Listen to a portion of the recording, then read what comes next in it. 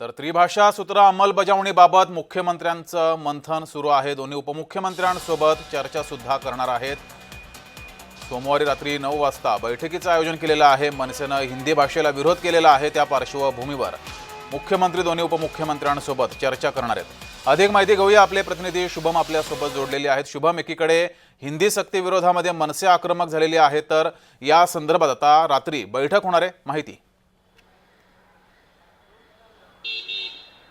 अर्थातच आज रात्री वर्षा निवासस्थानी मुख्यमंत्री देवेंद्र फडणवीस यांनी एक महत्त्वाची बैठक बोलवली आहे, जी त्रिभाषा संदर्भात बैठक बोलवलेली आहे। आणि या बैठकीसाठी सचिव आणि तसेच दोन्ही उपमुख्यमंत्री म्हणजेच अर्थातच एकनाथ शिंदे आणि अजित पवार हे दोघे देखील उपस्थित राहणार आहेत। आणि नेमकं हिंदी भाषा सक्तीवरनं जे काही आता अंमलबजावणी करण्याबद्दल चर्चा सुरू आहेत किंवा मग त्याबद्दल विरोधक जे आहेत विरोध करताना दिसून येत आहेत।